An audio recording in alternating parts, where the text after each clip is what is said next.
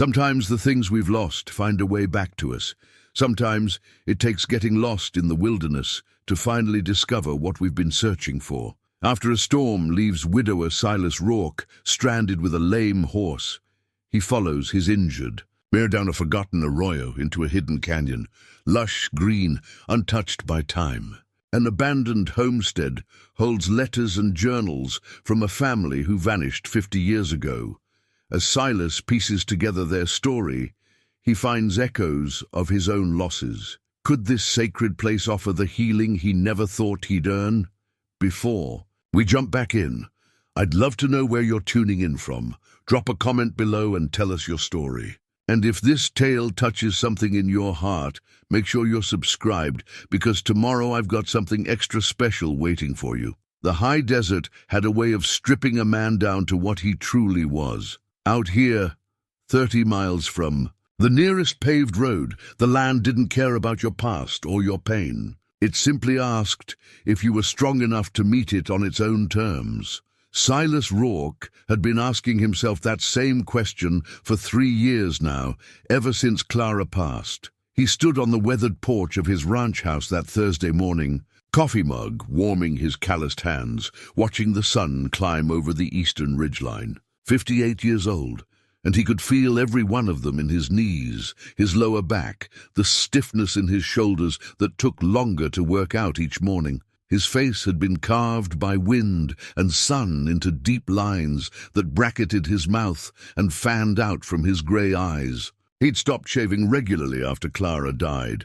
The silver beard suited him, she would have said, made him look distinguished instead of just old. The ranch house sat in a shallow valley, sheltered on 3 sides by rust-colored hills dotted with juniper and sage. 200 acres of hard country that had been in his family since his grandfather's time. The barn needed fresh paint, the corral fence had posts that wanted replacing, and the old windmill squeaked something terrible when the wind picked up. Silas kept a mental list of these things, but the list never seemed to get shorter. When Clara was alive, she'd gently nag him about the repairs, and somehow that made them easier to tackle. Now, the projects just felt like echoes of conversations he'd never have again. He drained the last of his coffee and set the mug on the porch rail. The worn leather saddlebag sat beside the front door where he'd left it last night, packed and ready. That bag had been with him for 30 years, a gift from Clara on their 10th anniversary. The leather was scarred and faded now, the stitching repaired in half a dozen places. It held everything he needed for a day's ride: water, jerky, basic first aid, rope, matches, and the brass compass Clara had given him on their wedding day. He never rode out without that compass, even though he knew these hills like the lines on his own palms. The compass had become something more than a navigational tool. It was a talisman, a connection to her. Some mornings he'd take it out and hold it, remembering how she'd pressed it into his hand at the altar 28 years ago with tears in her eyes. "So you'll always find your way back to me," she'd whispered. He had every single time, until cancer took her and left him with no direction that felt right anymore. Silas walked down the porch steps, his boots crunching on the gravel. The morning air was cool, carrying the scent of sage and dust. By afternoon it would be hot enough to shimmer the horizon, but dawn was still gentle. He could hear Duchess before he saw her, that low, nickering sound she made when she knew he was coming. His mare, a 12-year-old chestnut with a white blaze, and 3 white socks, stood at the corral fence with her ears forward, watching his approach. "Morning, girl," he said softly, running his hand down her neck. Her coat was warm and smooth under his palm. Duchess leaned into his touch, closing her eyes. She was all he had for company these days, and sometimes he talked to her more than he'd ever talked to another human being. She didn't judge, didn't offer advice, didn't look at him with that mixture of pity and concern he saw in other people's faces when they asked how he was doing. He'd bought Duchess as a 3-year-old, trained her himself, and she'd been Clara's favorite. His wife used to bring carrots out to the corral every evening, would brush Duchess until her coat gleamed. After Clara died, Silas couldn't bring himself to sell the horse, even though one mount was more than enough for his needs. Duchess was a living connection to those better days. Silas saddled her with practiced efficiency, checking the cinch twice, making sure the bit sat comfortable in her mouth. He tied the saddlebag behind the cantle and swung himself up, feeling the familiar protest from his right knee. Getting old wasn't for the faint of heart. But once he was settled in the saddle, some of that stiffness faded. This was where he belonged. This was the one place where he still felt like himself. He pointed Duchess toward the northern trail, intending to check the fence line along the property's far boundary. He hadn't been out that way in months, maybe longer. The remote sections of the ranch had a way of slipping from his attention. When Clara was alive, they'd ride out together, make a day of it, pack a lunch, and eat it on some high ridge while watching hawks circle overhead. Now he only went when necessity demanded it. The trail climbed gradually through scattered juniper, following the contours of the land. Silas rode with the easy posture of a man who'd spent a lifetime in the saddle, his body moving with Duchess's rhythm without conscious thought. The sun warmed his back. A lizard skittered across a rock. In the distance, a raven called out, its voice harsh and lonely. He tried not to think about the fact that it had been 2 weeks since he'd spoken to another person. Old Jim Henderson from the neighboring ranch had stopped by, worried because he hadn't seen smoke from Silas's chimney. Silas had assured him everything was fine, had even accepted a casserole Jim's wife had sent over, though it had sat in his refrigerator for 3 days before he threw it out, untouched. He knew they meant well. Everyone meant well. But their concern felt like pressure, like an obligation to be something he wasn't ready to be yet. 3 days ago, he'd driven into Cottonwood Springs for supplies. The town sat 40 miles south, population 800 and shrinking. The feed store, the diner, the gas station, the post office that doubled as a general store. That was about it. Silas had loaded his truck with 50-pound bags of feed, filled his prescriptions at the pharmacy, and stopped at the diner for breakfast because he'd run out of eggs. Martha Connolly, who'd been running the diner since before Silas was born, had poured his coffee without asking, and set a plate of biscuits and gravy in front of him that could have fed 3 men. "You're looking thin, Silas," she'd said, not unkindly. "Clara wouldn't want you wasting away." He'd managed a smile, thanked her, and ate what he could. But her words had sat heavy in his chest. Everyone invoked Clara's name like it was a magic spell that could pull him back to the living. The truth was, he didn't know what Clara would want. She'd made him promise not to shut down after she was gone, had made him swear he'd stay connected to their friends, to the community. He'd promised, his hand holding hers in that hospital bed, her skin papery and thin, her breathing labored. He'd promised, and then she'd died, and he'd broken that promise almost immediately. At the general store, Tom Begay had asked him to join the volunteer fire department's poker game next Friday. Silas had nodded, said maybe, knowing he wouldn't go. Sarah Chen had invited him to her daughter's wedding in June. Again, he'd been non-committal.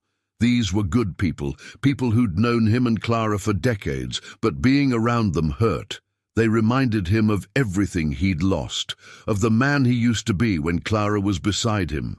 The ride back to the ranch had been quiet, just him and the truck's engine and the endless stretch of 2-lane highway cutting through empty country. He'd felt relief when he pulled into his driveway, when he could shut the door and be alone again with his grief. Now, 3 days later, he was back in the saddle, back in the place where his thoughts could wander without the pressure of other people's expectations. Duchess's hooves struck a steady rhythm on the packed earth. The trail narrowed as it followed a dry wash, the banks rising on either side. Silas noticed the clouds building to the west, dark and heavy. Weather in the high desert could turn on a dime. He should have checked the forecast, but he'd grown careless about such things. The fence line, when he reached it, was in worse shape than he'd expected. 2 posts had rotted through at the base and leaned at crazy angles. The wire sagged between them, practically touching the ground. Cattle could walk right through. Not that he had many cattle anymore. He'd sold off most of the herd after Clara died. keeping just enough to justify calling it a ranch. But still, a fence was a fence. It needed fixing. He dismounted, tied Duchess to a sturdy juniper and walked the fence line, assessing the damage. He'd need to come back with tools, new posts, fresh wire. Add it to the list. The thought made him tired. Everything made him tired these days. A gust of wind kicked up dust and rattled the dry brush. Silas looked west again and saw the clouds had grown darker, closer. The air had that electric quality that comes before a storm. He should head back. The smart thing would be to turn around right now and make for home before the weather hit. But something in him resisted. Out here, with the wind picking up and the first distant rumble of thunder rolling across the hills, he felt more alive than he had in months. The storm didn't care about his grief. It didn't offer sympathy or advice. It simply was, and there was something clean about that, something honest. He untied Duchess and swung back into the saddle. Instead of turning toward home, he pointed her north, following the fence line deeper into the remote country. Just a little farther, he told himself, just to see what else needed attention. But really, he was running from something he couldn't name, pushing into the emptiness, because it was easier than sitting still with his thoughts. The wind grew stronger. The sky darkened. Silas rode on, and Duchess followed, trusting his judgment the way she always had. Neither of them knew that this ride would change everything, that the storm bearing down on them was about to strip away the careful isolation Silas had built around himself and lead them both to a place that shouldn't exist, a hidden canyon where secrets waited in the silence, and where a lonely man might finally find a path back to himself. The storm caught them 5 miles past the broken fence line, in a stretch of country Silas hadn't visited in years. One moment the clouds were building on the horizon. The next, the sky opened up with a violence that took his breath away. Rain came down in sheets driven sideways by wind that bent the juniper trees nearly horizontal. Thunder cracked so close overhead that Silas felt it in his chest, and lightning forked across the sky in brilliant white branches. Duchess danced nervously beneath him, her ears pinned back, her muscles tense and trembling. "Easy, girl," Silas said, keeping his voice calm, even as water poured down his face and soaked through his shirt. "We'll find shelter. Easy now."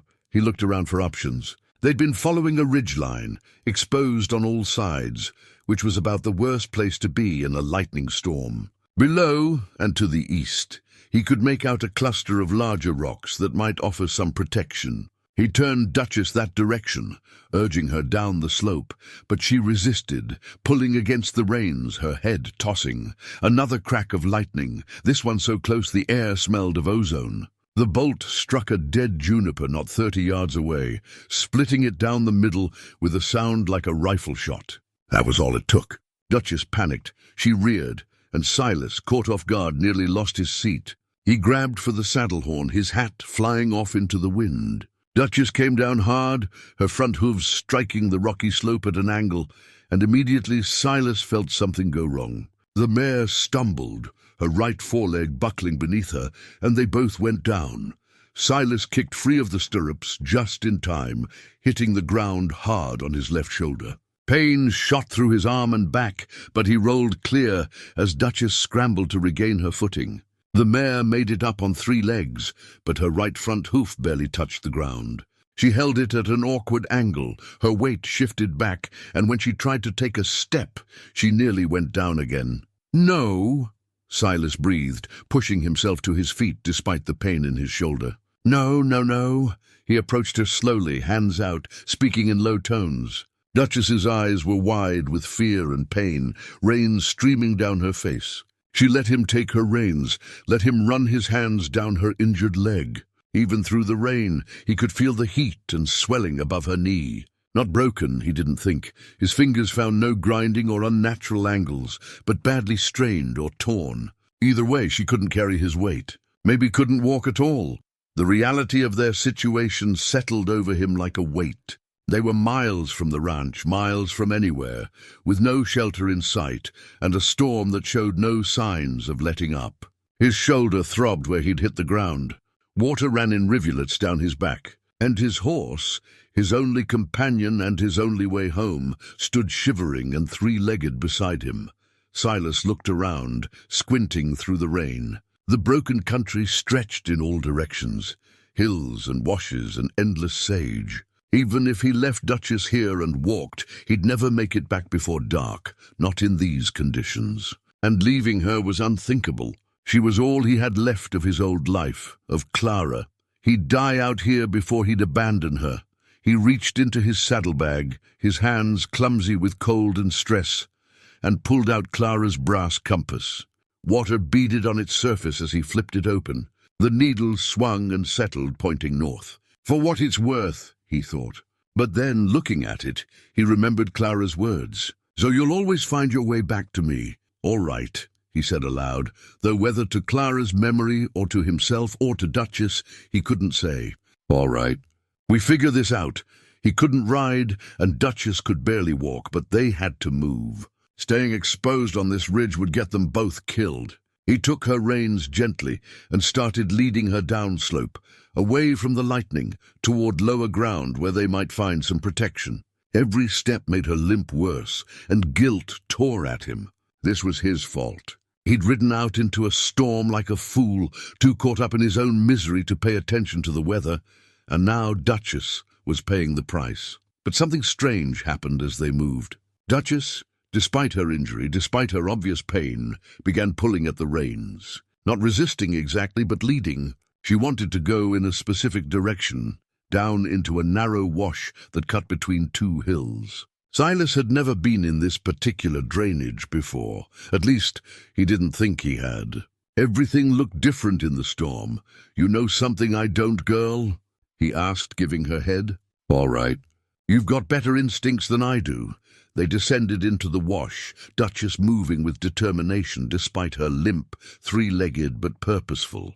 The wash walls rose on either side, cutting the wind slightly, offering marginal protection from the rain. Silas wiped water from his eyes and followed, one hand on Duchess's neck, feeling her warmth even through the cold rain. The wash narrowed, became a proper arroyo, with vertical walls of red stone. Still, Duchess led him forward, deeper into country that felt increasingly unfamiliar. Silas pulled out the compass again, checking their direction. They were heading northeast now, into a section of his property he'd rarely visited. Or was it still his property? He couldn't be certain. The boundary lines in this remote territory were old and poorly marked. His shoulder ached. His boots were full of water. The cold was starting to work its way into his bones, and he knew hypothermia was a real danger. They needed shelter soon, needed to get out of this storm and get dry. He was about to suggest to Duchess that they find an overhang, any kind of protection, when the arroyo took a sharp turn to the left, and there, through the curtain of rain, Silas saw something impossible. Green, not the gray-green of sage or the darker green of juniper, but vivid, lush green, grass, trees. He blinked, certain he was seeing things, that the cold and exhaustion were playing tricks on him. But no, it was real. The arroyo opened ahead into what looked like a canyon, and inside that canyon, sheltered and hidden, vegetation grew in thick profusion. Duchess quickened her pace, pulling him forward despite her injury. She could smell water, he realized. Fresh water, not just rainwater, but a real source. His heart beat faster. What was this place? How had he never known it was here? They rounded the final bend, and the arroyo walls fell away. The canyon opened before them like a secret the desert had kept for 1,000 years. Waterfalls cascaded down the far wall, feeding a clear pool at the canyon's heart. Cottonwood trees grew tall and thick, their leaves turning silver in the rain. Grass, actual grass, covered the canyon floor in patches of brilliant green. And in the center of it all, almost hidden by vegetation, stood the unmistakable shape of a structure, a building. A homestead. Silas stopped walking and just stared. Duchess pulled at the reins, wanting to get to that water, but he couldn't move. This couldn't be real, couldn't exist. He'd ridden this property his whole life, had studied maps and surveys, had walked these hills as a boy with his father. There was no hidden canyon, no lush oasis in the middle of the high desert. It was impossible, but Duchess didn't care about impossible. She limped forward and Silas, almost in a daze, followed. The rain continued to pour down, but here in the canyon it felt different, less violent, as if the walls themselves offered protection. They passed through what looked like an old wooden gate, weathered but still standing, carved with initials, and a date he couldn't quite make out through the water streaming down his face. Thunder rolled overhead, but it sounded distant now, fading. The storm was moving on, having delivered them to this impossible place. Silas led Duchess toward the pool, and she drank deeply, her sides heaving, her injured leg still held off the ground. He knelt beside her and cupped his hands, bringing water to his own mouth. It tasted cold and clean and pure, better than anything he'd ever drunk. And as the rain began to ease, as the clouds started to break apart overhead, Silas looked around at this hidden sanctuary and felt something he hadn't felt in 3 years. Not quite hope, that would be too strong a word, but possibility. The possibility that the world still held mysteries, that there were still places he hadn't been, stories he didn't know, discoveries to be made. He didn't understand how or why, but Duchess had led him here. His injured horse, moving on faith and instinct, had brought them both to shelter when he'd been ready to give up. And now, standing in this impossible canyon, with a homestead waiting in the shadows, Silas Rourke felt the first stirring of curiosity he'd experienced since Clara died. What was this place? Who had lived here? And why had it been hidden so well that a man who'd spent his entire life in these hills had never known it existed? The rain stopped. The sun broke through the clouds, sending shafts of golden light down into the canyon. And Silas knew, with a certainty he couldn't explain, that everything was about to change. The first priority was shelter for Duchess. Silas walked the perimeter of the canyon, leading his injured mare carefully over the uneven ground, looking for a place where she could rest safely out of the elements. The sun was fully out now, and steam rose from the wet rocks and vegetation as the afternoon heat began to reassert itself. But nights in the high desert were cold, especially after a storm, and they needed protection. He found it on the eastern wall of the canyon, about 50 yards from the pool. A natural cave, its mouth wide enough to accommodate a horse, its interior deep enough to provide real shelter. The floor was sandy and dry, evidence that water didn't reach this far back even in heavy rains. Silas led Duchess inside and felt the temperature drop several degrees. "Perfect. You did good, girl," he said, running his hand along her neck. "You got us here. Now let me see what I can do for that leg." He unsaddled her carefully, setting his gear against the cave wall. From his saddlebag, he pulled out the small first aid kit he always carried, meant for humans, but the principles were the same. He had ibuprofen tablets that he could crush and mix with water. He had an elastic bandage. Not much, but better than nothing. Working slowly, speaking to Duchess in low, steady tones, Silas examined her leg more thoroughly. The swelling was worse now, hot and tender to the touch. She flinched when he palpated the area just above her knee, but she didn't try to pull away. Good girl, trusting girl. The injury was soft tissue, he was fairly certain. A tendon strain, maybe a partial tear. Painful and debilitating, but not permanent. Given time and rest, she'd heal.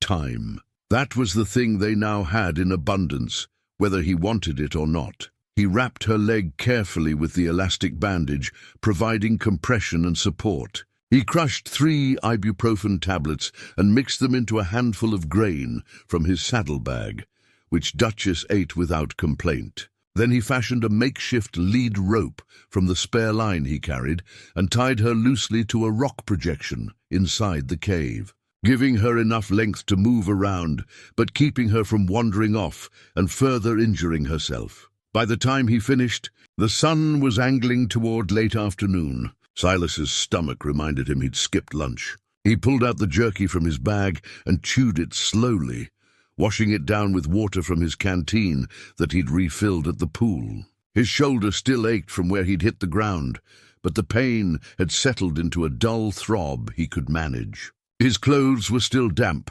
clinging uncomfortably to his skin, but they'd dry in the warm air. He should probably stay put, rest, let Duchess recover for a day or two before attempting the journey home. The sensible thing would be to settle in here by the cave and wait. But the canyon called to him. Now that the immediate crisis had passed, now that Duchess was as comfortable as he could make her, curiosity burned in his chest like a low flame. "I'll be back before dark," he told Duchess, though she'd already lowered her head to rest. "You stay put." He walked back into the sunlight, blinking at the brightness.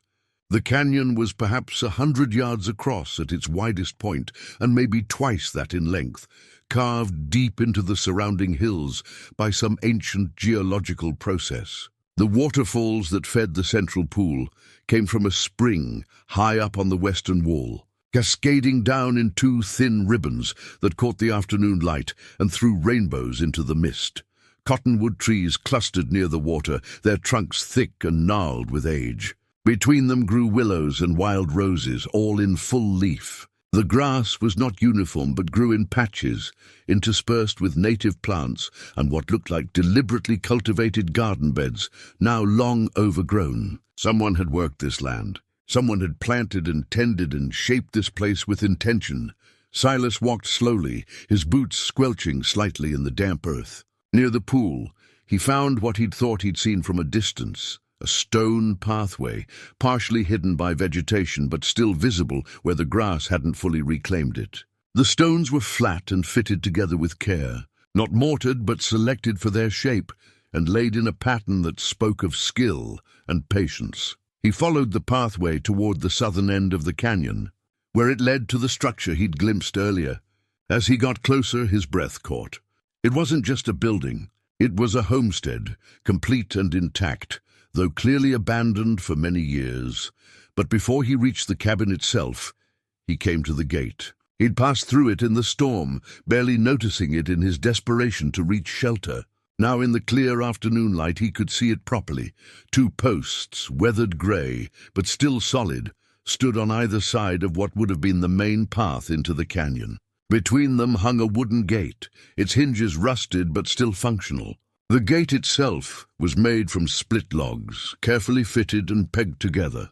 But what caught Silas's attention was the carving on the crossbeam. Someone had taken time and care to chisel letters and numbers into the hard wood. The inscription was worn by decades of weather, but still legible.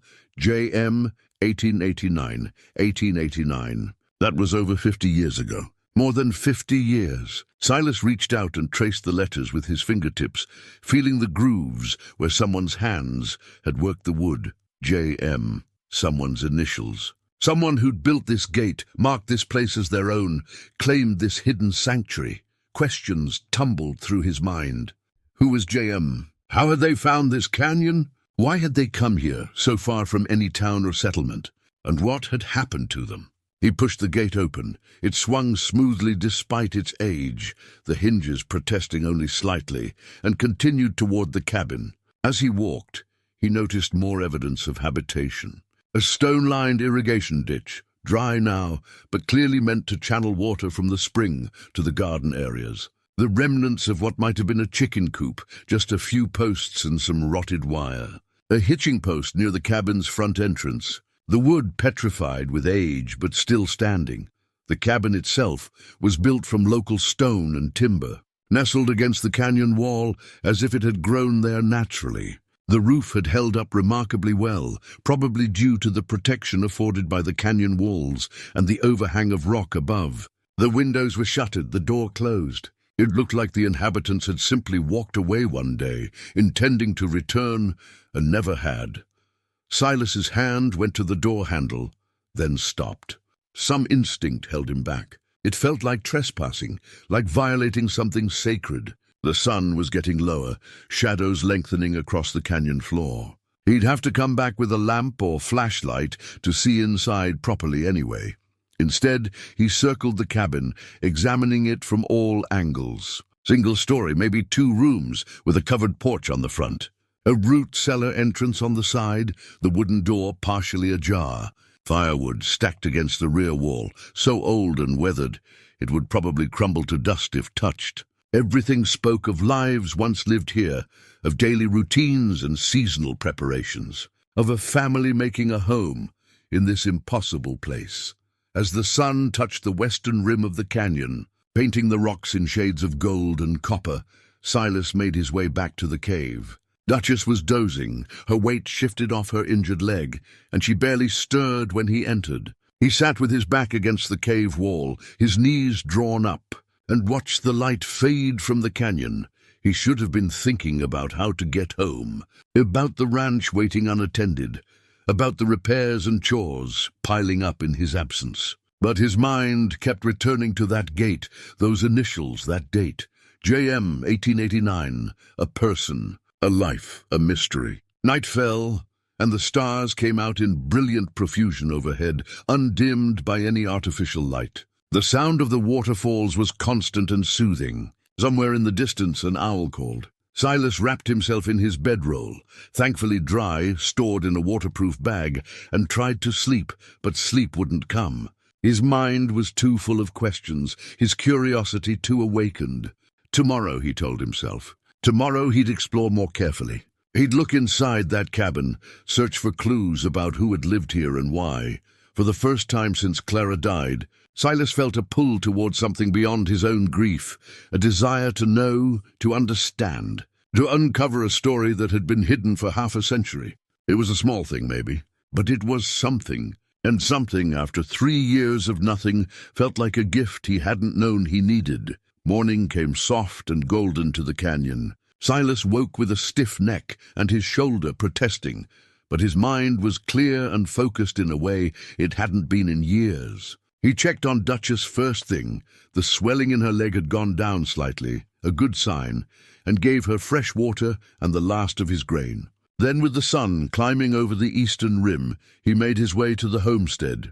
In the fresh morning light, the cabin looked even more substantial than it had the previous evening. The stones in the walls had been carefully selected and fitted, the corners squared with skill. Someone had known what they were doing. This wasn't a temporary shelter or a line shack. This was a home built to last. Silas stood before the door, his hand on the latch, and took a breath. Whatever he found inside would tell him something about the people who'd lived here, would show him their lives, their choices, maybe even their fate. He wasn't sure he had the right to intrude on their privacy, even after so many years. But the need to know, to understand, was stronger than his hesitation. The latch lifted easily, and the door swung inward with only a faint creak. Silas stepped across the threshold and stopped, blinking in the dimness. The interior was remarkably preserved. The canyon's dry air and the protection of the walls had prevented the worst ravages of time. Dust lay thick on every surface, and cobwebs draped from the corners, but the structure remained sound. The roof had held, keeping out the weather. No animals had nested here.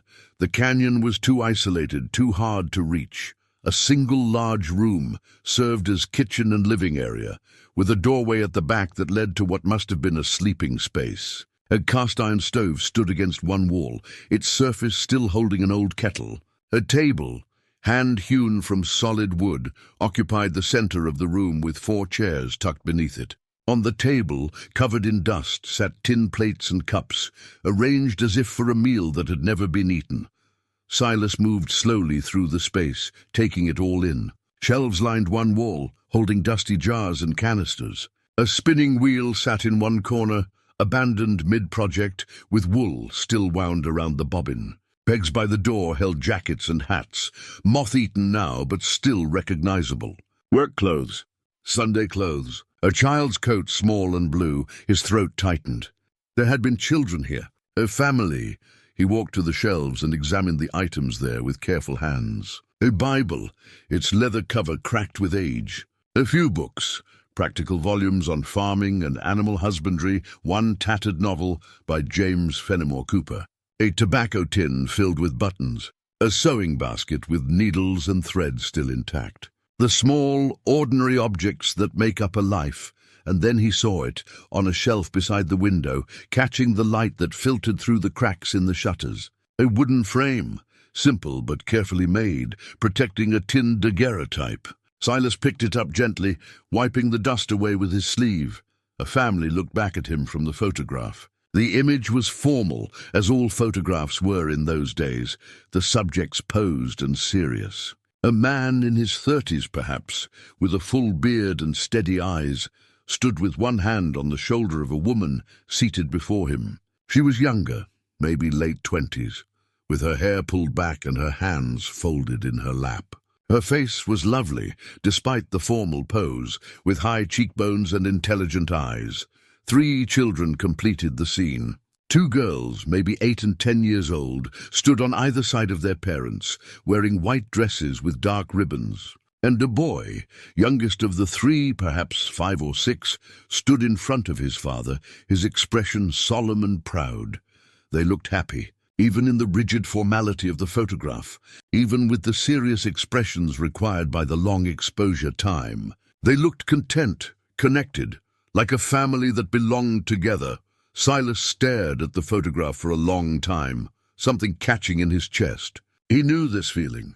It was the same ache he felt when he looked at his own wedding photos, at the pictures of him and Clara taken over 28 years of marriage. The weight of seeing people frozen in time, unaware of what the future held. This family, posing for their portrait, had no idea they'd one day vanish without a trace. Had no idea their home would become a mystery, forgotten by the world. He set the photograph back on its shelf, careful to place it exactly where it had been, and moved deeper into the cabin. The bedroom held 2 beds, one larger for the parents, one smaller that would have been shared by the children. A trunk at the foot of the larger bed held folded clothes, surprisingly well preserved. Work shirts, a Sunday dress. Children's things, carefully laundered and stored. Everything was orderly. Nothing suggested a panicked departure. The dishes on the table, yes, but otherwise the cabin was neat, almost pristine. It was as if the family had simply stepped out for the day and never returned. But why? What had happened? Silas returned to the main room and stood in the center, turning slowly, trying to see what he was missing. There had to be clues here. People didn't just vanish.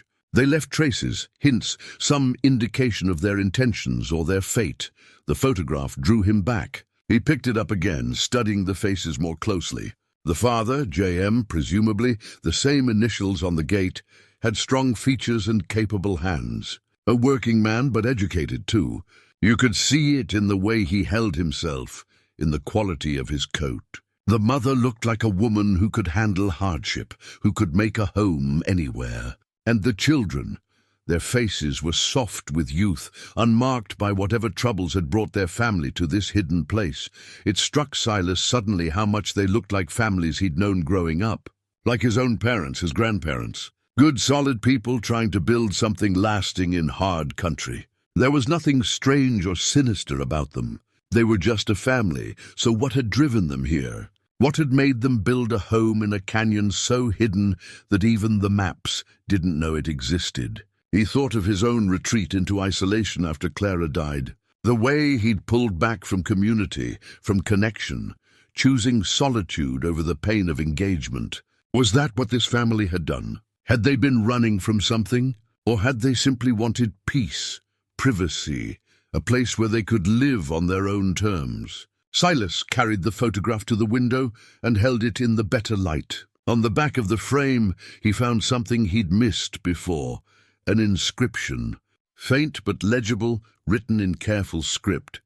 The Mercer family, summer 1891, Mercer, J.M. Joshua Mercer, perhaps, or James, or John, but Mercer definitely. And 1891, 2 years after the date on the gate.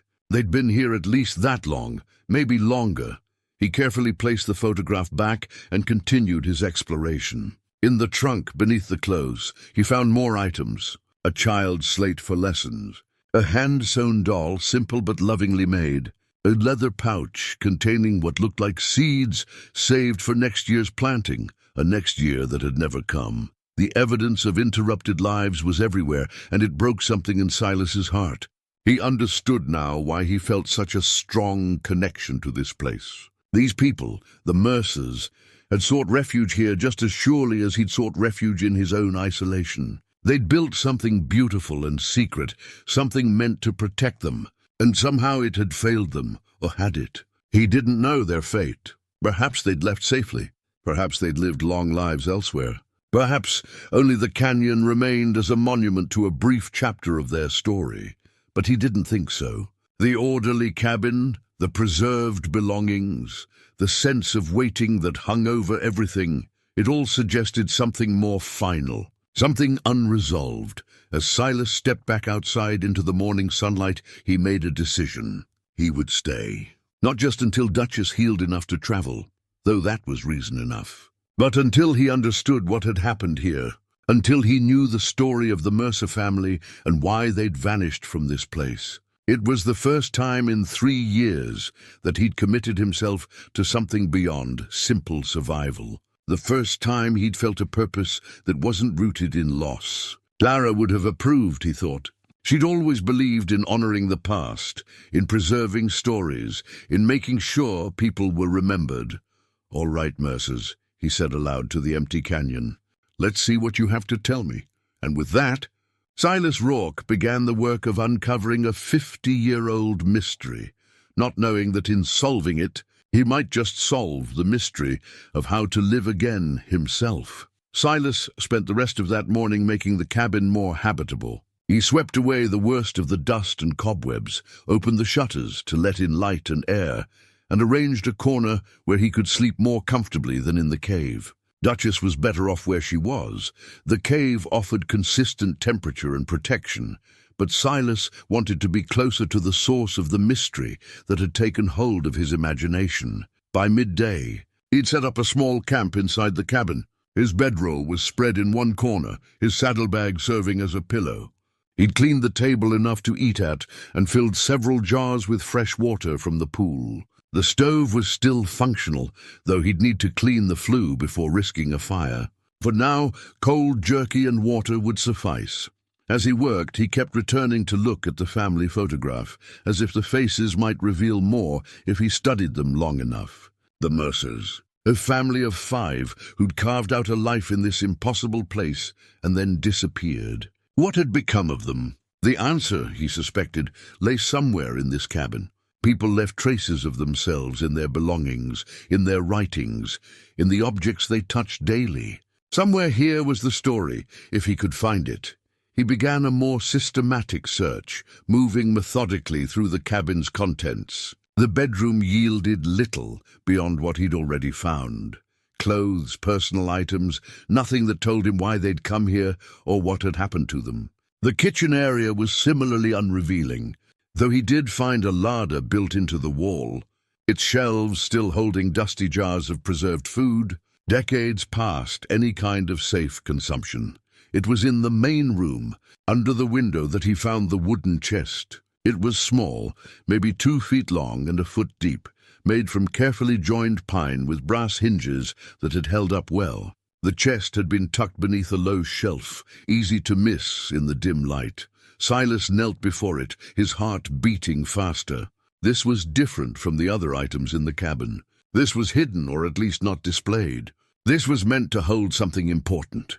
The lid opened smoothly, revealing contents wrapped in oiled cloth. Silas unfolded the cloth carefully and found himself looking at a leather-bound journal, its cover worn but intact. Beside it lay several loose letters, their paper brittle with age, and a small leather pouch that rattled when he lifted it. He set the letters and pouch aside and lifted the journal with reverent hands. The leather was soft and supple still, protected by the oiled cloth. On the front cover, stamped in faded gold lettering, were the words, "Daily Record."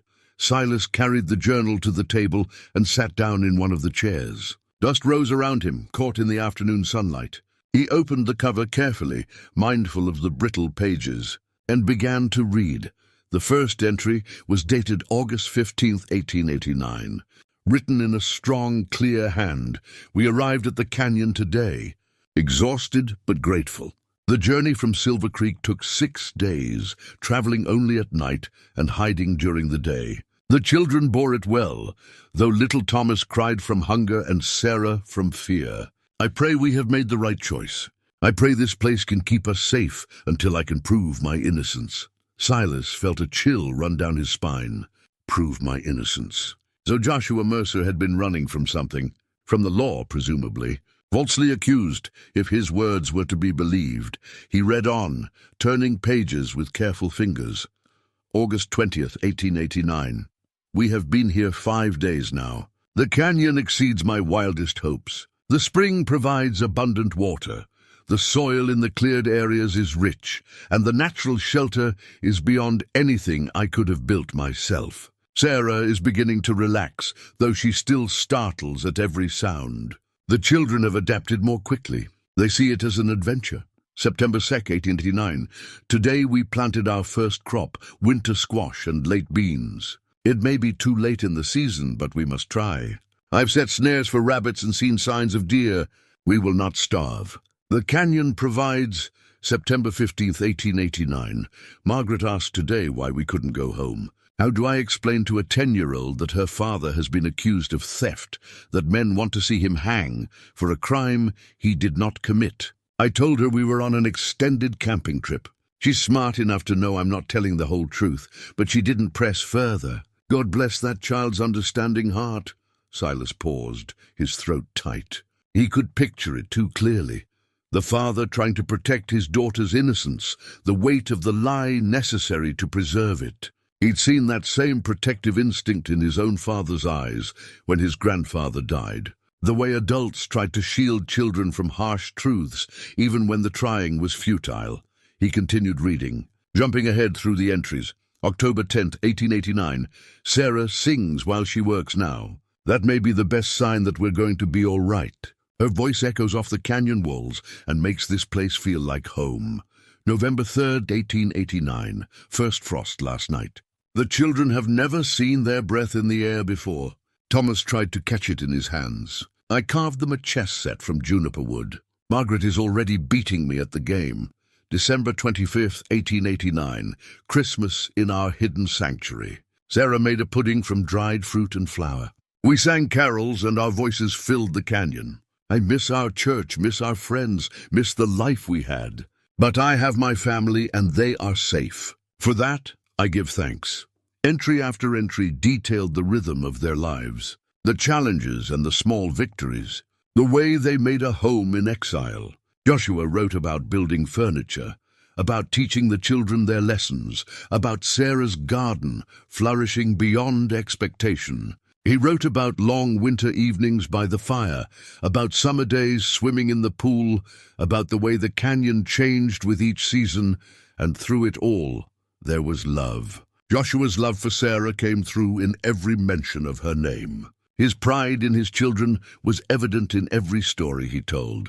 This wasn't a man hardened by bitterness or broken by injustice. This was a man determined to protect what mattered most. Silas found himself drawn deeper into the narrative, the hours passing without notice. He recognized something of himself in Joshua's words, in the way the man found purpose in the daily tasks of survival, in the comfort of routine and family. But he also saw the difference.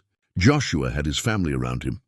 Silas had chosen isolation. Joshua was forced into hiding by circumstances beyond his control. Silas had built his own prison from grief. The light was fading when Silas reached an entry that made him sit up straighter. June 14th, 1892. 3 years we've been here. 3 years of waiting for word that it's safe to return. I've sent 2 letters to my brother in Denver, asking him to investigate my case, to find evidence of my innocence. No replies have come. Either he's abandoned us, or the letters have been intercepted. I don't know which possibility is worse. So Joshua had tried to communicate with the outside world, had tried to find a way back to his old life. Silas felt a surge of sympathy for the man. 3 years of isolation, even with his family, even in this beautiful place. It must have worn on him. The later entries grew darker in tone. August 8th, 1892. Sarah fears we'll spend the rest of our lives here. She says it with a smile, trying to make it sound like acceptance rather than resignation. But I hear the longing in her voice when she talks about her mother, about the friends she left behind. The children are growing up wild, free, but uneducated beyond what we can teach them. Is this the life I wanted for them? Is safety worth this price? October 20th, 1892. I've decided I must return to Silver Creek, if only to learn what's happened. To see if there's any chance of clearing my name. I'll go alone, traveling fast and careful. If I'm caught, at least Sarah and the children will be safe here. If I succeed, we can go home. And then, a few pages later, an entry that made Silas's blood run cold. November 5th, 1892. I made it to Silver Creek 2 days ago. Hid on the outskirts, watching, listening. The Deputy Marshal, Thomas Hadley, is still there. Still wearing his badge. Still celebrated as the man who ran off the thief, Joshua Mercer. No one mentions my innocence. No one questions the charges. I watched my old life from the shadows and realized there's nothing to go back to. Tomorrow I return to the canyon, to my family, to the only life we have left. But beneath that entry, scrawled in a shakier hand, as if written in haste or fear, November 8th, 1892, someone followed me back. I'm certain of it. Saw a rider on the ridge this morning. Don't know if he saw the canyon entrance, but we can't risk staying. Must move the family tonight to the north cave we prepared for emergencies. Pray we're being overcautious. Pray it's nothing, but I won't gamble with their lives. And that was the last entry in the journal. Silas sat back, his hands trembling slightly. November 8th, 1892, 53 years ago. Joshua had believed someone had followed him, had discovered their hiding place. He'd planned to evacuate the family to some kind of emergency shelter, but what had happened then? Had they made it to safety? Had they been caught? The journal ended at the moment of crisis, leaving everything unresolved. Silas looked at the letters he'd set aside earlier, at the leather pouch he hadn't yet opened. More answers waited there, he suspected. But the light was nearly gone, and his eyes were tired from reading the faded script. Tomorrow, he told himself. Tomorrow he'd read the rest. Tomorrow he'd find out what happened to the Mercer family. But as he lay down to sleep that night, the journal on the table beside him, Silas couldn't shake the feeling that the story wasn't over. That somehow, across 5 decades, the Mercers were reaching out to him, asking him to understand, to remember, to bear witness to what they'd endured, and he would. Whatever it took, however long it required, he would uncover their story and make sure it wasn't forgotten. Morning brought clarity to the canyon. The kind of perfect light that makes everything seem freshly created. Silas woke early, his body adjusting to the rhythms of this place, and immediately thought of the letters he hadn't yet read, the pouch he hadn't opened. But something else drew him first, the bedroom, the children's beds. He'd looked in there before, but only briefly, cataloguing contents without really seeing them. Now, with Joshua's journal fresh in his mind, with the knowledge of Margaret and little Thomas and the unnamed third child, he wanted to understand their lives more completely. The smaller bed was narrow, meant for children to share. Against the wall beside it stood a simple shelf holding a few treasures. A wooden horse, hand-carved with surprising detail. A collection of interesting stones, rose quartz, fool's gold, a piece of petrified wood. A small slate with multiplication tables written in chalk, faded but still visible, and tucked in the corner of the bed, almost hidden by the pillow, a doll. Silas picked it up carefully. It was made from flour sacks, the fabric faded but still intact, sewn with small, careful stitches. The stuffing was dried grass, compressed by time but holding its shape. Someone had embroidered a simple face, 2 eyes, a nose, a smiling mouth. The hair was made from unraveled rope, braided and attached to the scalp. A small dress, also made from flour sack material, had been carefully sewn to fit. The workmanship was impressive. Every stitch was straight and even, showing patience and skill. This wasn't hastily made. This was a labor of love, probably created over many evenings by lamplight. Silas could picture it, the mother teaching the daughter, their heads bent together over the fabric. The quiet conversation of women's work. He sat on the edge of the bed, holding the doll, and felt something break loose in his chest. This simple toy, crafted from scraps and hope, represented everything the Mercers had tried to build here. A normal childhood for their children, despite the fear and isolation. A sense of home and comfort and continuity, even while hiding from the law. It reminded him too sharply of conversations he'd had with Clara about children. They'd tried for years, had hoped and been disappointed more times than he could count. Eventually, they'd accepted it would be just the two of them, had made peace with that reality. But he wondered sometimes what Clara would have made, what small treasures she would have crafted if they'd had a daughter to sew for. He set the doll back exactly where he'd found it, his hands gentle, as if the child who'd loved it might return any moment. Then he returned to the main room, to the chest, to the letters and pouch waiting there.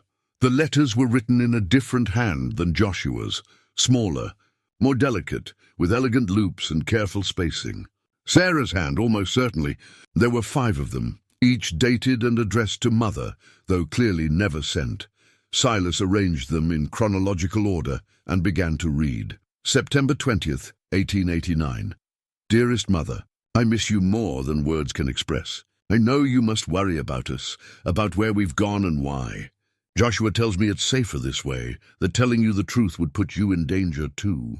But it breaks my heart to think of you believing we simply abandoned you. Please know that wherever we are, whatever has happened, you are in my thoughts every day. The children ask about you constantly. I tell them stories about your garden, about the pies you used to make, about the way you sang in church. I hope someday we can return and you can make new memories with your grandchildren. Until then, know that you are loved. Your devoted daughter Sarah. The letter was stained with water. Tears, Silas realized. Old tears, dried decades ago, but still visible in the way the ink had run slightly at the bottom of the page. He read through the other letters, each one a window into Sarah's heart. She wrote about the children's progress in their lessons, about teaching Margaret to sew and cook, about Thomas's boundless energy and curiosity. She wrote about the garden, about recipes she'd adapted to their limited ingredients, about the small ways she tried to maintain civilized life in their wilderness refuge. But beneath the domestic details, he could sense her loneliness. The weight of isolation pressed through every line, despite her efforts to remain positive. She missed her mother. She missed her friends from church. She missed being able to walk into town and buy fabric or exchange gossip or attend a social gathering. One passage in particular caught his attention. April 3rd, 1891. Mother, I sometimes wonder if we made the right choice in running. Joshua was innocent. I know this in my bones.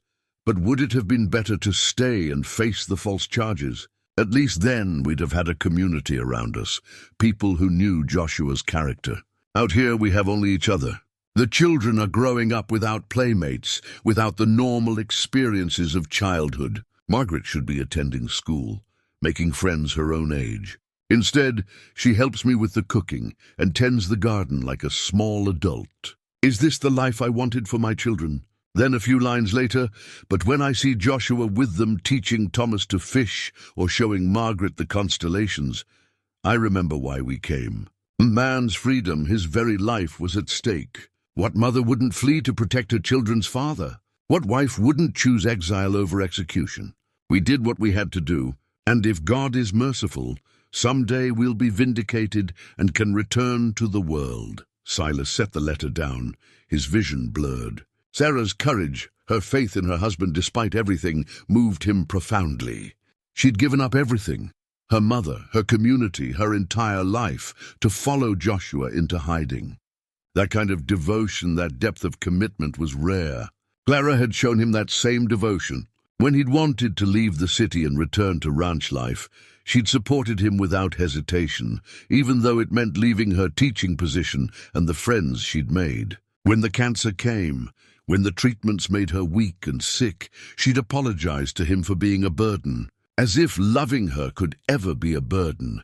He picked up another letter, this one dated October 15th, 1891. Mother, today I taught Margaret to sew a doll. She wanted one so desperately, but of course we have no store to purchase such things. So I showed her how to use flour sacks and dried grass, how to make something from nothing. She worked for hours, her little tongue poking out in concentration, the way mine used to when you taught me to sew. When she finished, she was so proud.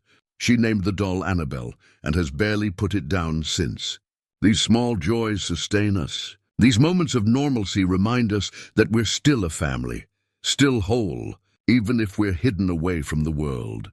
So the doll had a name, Annabelle, and Margaret had made it herself under her mother's patient guidance. Silas thought of the doll lying on the bed, waiting all these years for the child who'd loved it, waiting for Margaret Mercer, who would be in her 60s now if she was still alive, if that was the question that haunted him. What had happened to this family? The journal had ended with Joshua's warning that someone had followed him, that they needed to evacuate. But there was no sign of violence in the cabin, no indication of struggle or forced departure. Everything was orderly, preserved, as if they'd simply walked away. Had they made it to safety? Had they escaped whoever was pursuing them? Silas spent the rest of the day reading and rereading the letters, comparing them to Joshua's journal entries, trying to piece together a complete picture of their lives. By evening, he felt he knew the Mercers as well as he'd known his own neighbors back when he still talked to neighbors. He knew Joshua's steadfast determination, Sarah's quiet strength, the children's resilience and innocence. He also knew they'd loved each other deeply, had built something precious in this hidden place, something worth protecting. As the sun set, Silas checked on Duchess. Her leg was continuing to heal, the swelling reduced to almost nothing. She could probably walk now, could probably make the journey home if they took it slow, but Silas didn't want to leave. Not yet. Not until he knew the end of the story. He returned to the cabin and built a small fire in the stove, having cleaned the flue that afternoon. The warmth was welcome as the desert night cooled around him. He sat at the table with both journals, Joshua's and the letters Sarah had written but never sent, and read by firelight, absorbing their words, their hopes, their fears. Outside, the canyon was peaceful. The waterfalls whispered their constant song. Stars emerged overhead in brilliant profusion. And Silas Rourke, alone in a cabin that hadn't housed life in over 50 years, felt less alone than he had in the 3 years since Clara died. The Mercers had become real to him. Their story mattered, and somehow, reading their words, understanding their struggles, he began to understand something about his own life. They'd been forced to hide, to withdraw from the world. He'd chosen it. They'd longed to return to their community. He'd been avoiding his. They'd found purpose in protecting each other, in building a life despite hardship. He'd been merely existing, going through motions, waiting for nothing. Clara wouldn't have wanted this for him. Just as Sarah had worried about her children growing up isolated, Clara had worried about him shutting down after she was gone. She'd made him promise to keep living, to stay connected, to find meaning in his days. He'd failed her in that. But maybe, just maybe, uncovering the Mercer's story was a first step toward keeping that promise. Toward finding his way back to the world of the living. Tomorrow, he'd open the leather pouch and read whatever else the chest held. Tomorrow, he'd continue piecing together what had happened to this family. But tonight, he'd sit with their words and their memory, and let their story work its slow magic on his grieving heart. The leather pouch yielded little of interest, just coins, old currency that would be worth something to a collector, but told Silas nothing about the Mercer's fate. He set it aside and focused on the cabin itself, convinced there had to be more. People didn't live in a place for 3 years without leaving deeper traces of themselves. He'd been examining the floorboards near the stove, looking for any kind of hidden compartment or loose board where valuables might be stored, when he noticed something odd. One plank, about 2 feet from the wall, sat slightly higher than its neighbors. Not by much, maybe a 1/4 inch, but enough to catch his eye in the morning light slanting through the window. Silas knelt and ran his fingers along the board's edge. It was definitely loose. He worked his knife blade into the gap and gently pried upward. The board came free easily, as if it had been removed and replaced many times.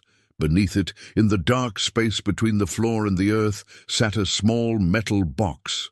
His heart began to beat faster. This was it. This was what he'd been looking for. Whatever the Mercers had deemed most important, most secret, would be here. The box was tin, the kind that might have once held tea or tobacco, its surface spotted with rust but still intact. Silas lifted it carefully, mindful of its age and fragility. It was heavier than he expected, solid with contents. He carried it to the table, sat down, and took a breath before opening it. Somehow he knew that what he found inside would change everything. The lid opened with a faint squeal of protesting metal. Inside, wrapped in oiled paper to protect it from moisture, lay a folded document. Beside it, tarnished nearly black with age, was a star-shaped metal badge. Silas's hands shook as he lifted the badge into the light. He rubbed at the tarnish with his thumb, revealing engraving underneath. Deputy Marshal, Silver Creek District. A lawman's badge. But why would the Mercers have it? Joshua had been running from the law, not serving it. He set the badge aside and carefully unfolded the document. The paper was brittle, threatening to crack at the creases, so he worked slowly, gently. When it was finally open, he saw it was a letter, written in a cramped, hurried hand quite different from either Joshua's or Sarah's. The date at the top made him freeze. February 17th, 1893. 3 months after Joshua's last journal entry. 3 months after the Mercers had presumably fled the canyon, Silas began to read, and with each line, his understanding of everything shifted. To the sheriff of Silver Creek and all concerned parties, I, Thomas Wesley Hadley, Deputy Marshal of the Silver Creek District, being of sound mind but failing body, do hereby confess to crimes that have weighed upon my conscience these 4 years past. In the spring of 1889, I discovered irregularities in the assay office accounts. Gold was disappearing from the deposits, small amounts at first, then larger sums. I investigated quietly, not wanting to cause alarm without proof. What I found was my own superior, Marshal Dalton Creed, skimming from the deposits for his personal gain. Marshal Creed discovered my investigation before I could gather sufficient evidence to charge him. He threatened my life and the lives of my family if I spoke. More than that, he had the power to ruin me, to brand me as the thief rather than him. In my cowardice and fear, I agreed to his plan. We would frame an innocent man for the theft, a man with access to the assay office, a man whose word would not carry weight against a marshal's.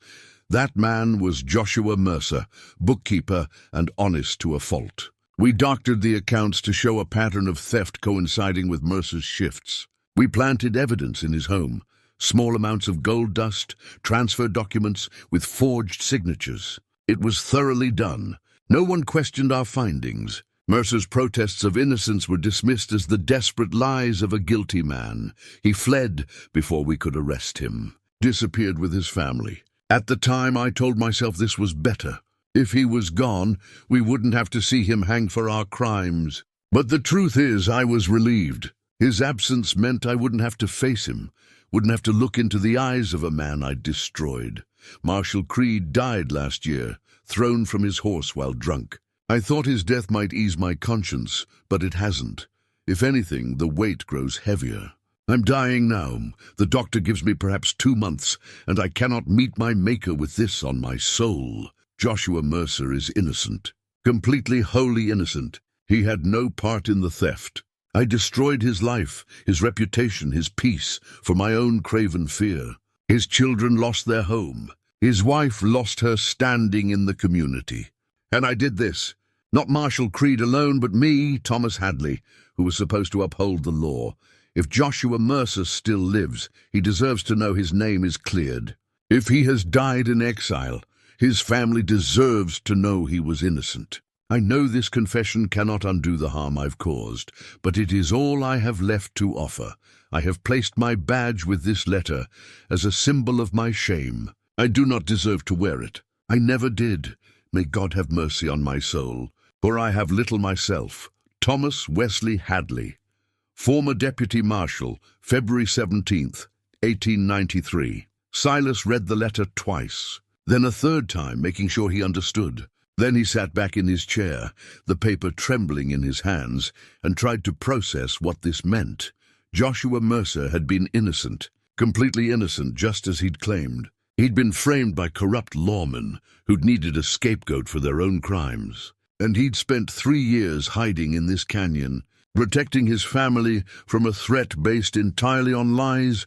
But more than that, more devastating than that, Hadley had written this confession 3 months after the Mercers disappeared, which meant Joshua's name had been cleared. The truth had been documented, preserved, waiting to exonerate him, but the confession had never been delivered. Hadley must have died before he could get it to the proper authorities. Or perhaps he'd hidden it, still too cowardly even in his final days to face the consequences of revealing his crimes. Either way, the confession had ended up here, in the Mercer's cabin, which meant Silas's thoughts raced. How had it gotten here? The last journal entry was from November 1892. Hadley had written his confession in February 1893. Someone must have found this document and brought it to the canyon, looking for the Mercers to tell them they were free to return. But the cabin was abandoned, preserved exactly as the family had left it. So they'd never received the news, never knew they were exonerated, never learned they could go home. The tragedy of it was almost unbearable. Joshua and Sarah had sacrificed everything, their home, their community, their entire lives, to protect their family from false charges. They'd built this sanctuary, had hidden here for 3 years, had endured isolation and hardship. And all the while, they could have proven Joshua's innocence if they'd only waited a little longer. No, Silas corrected himself. They couldn't have waited. By November 1892, Joshua had tried to return to Silver Creek and found nothing had changed. Hadley was still wearing his badge, still celebrated. There was no indication the truth would ever come out. The Mercers had made the only choice they could with the information they had, but the irony was crushing nonetheless. 3 months. 3 months after they'd fled the canyon, fearing discovery, the truth had finally emerged. Too late. Silas looked at the badge again, that tarnished symbol of authority and betrayal. Hadley had included it with his confession, giving up the position he'd dishonored. An empty gesture, really. Nothing could undo the harm he'd caused. Nothing could give the Mercers back the years they'd lost. But at least now Silas knew the truth. Knew that Joshua had been the good man his journals suggested. Knew that the Mercers had been victims of corruption, not criminals running from justice. The question remained, though, what had happened to them after they left? Joshua's last entry had been filled with fear, with the certainty that someone had followed him back to the canyon. He'd planned to evacuate his family to an emergency shelter in the North Cave. But then what? Had they escaped? Had they built a new life somewhere else under assumed names? Or had something worse happened? Silas stood and paced the cabin, his mind working through the possibilities. The orderly state of the homestead suggested they'd left in a hurry, but not in panic. They'd taken time to close shutters, to bank the fire, to store things properly, which meant they'd made it out safely, at least initially. But where had they gone? And why had they never returned, even to collect their belongings? He looked at the map fragment he'd found earlier, the one Sarah had sketched on the back of a letter, showing trails out of the canyon and a location marked Safe Cave North Ridge. That had to be where they'd gone. Their emergency shelter, the place they'd prepared for exactly this kind of situation.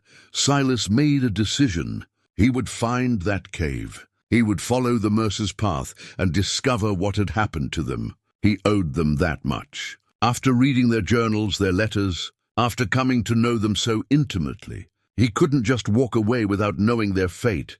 They'd been real people with real lives, real hopes and fears and loves. They deserved to be remembered, to have their story told, to have their innocence proclaimed, even if it was half a century too late. He carefully refolded Hadley's confession and placed it back in the metal box, along with the badge. These items were evidence, proof of Joshua's innocence. Someday, when Silas returned to civilization, he'd make sure they reached the proper authorities. Joshua Mercer's name would be cleared officially. The historical record would be corrected. But first, he had to find out what had happened to the family. Had to follow their escape route to its end. Had to know if they'd made it to safety or if something had stopped them. Outside, the afternoon sun was bright and warm. Silas walked to the cave where Duchess waited. The mare's leg had healed remarkably well. She could bear weight on it now, could walk without significant limping. In another day or two, she'd be ready for the journey home. But Silas wasn't going home. Not yet. Tomorrow he'd follow the map Sarah had drawn. He'd climb to the north ridge and find the safe cave. He'd uncover the rest of the Mercer's story, and maybe in doing so, he'd uncover something about himself as well. About resilience and survival, about protecting what mattered, about the difference between running from life and fighting for it. The Mercers had fought. Even in exile, even in fear, they'd built something beautiful together. They'd created a home, raised their children, loved each other through hardship. Silas had merely been surviving, existing, waiting for time to dull the pain of Clara's absence. But the Mercers were teaching him something different, showing him that even when life strips everything away, even when you're hiding in a canyon from forces beyond your control, you can still choose to build rather than surrender. You can still find purpose and meaning and love. Tomorrow, he'd continue their story. Tonight, he'd honor their memory by reading their words one more time, by bearing witness to what they'd endured. And when he finally left this canyon, whenever that might be, he'd carry their story with him. He'd make sure Joshua Mercer's name was cleared, that their sacrifice was acknowledged, that they were remembered as the brave, loving family they'd been.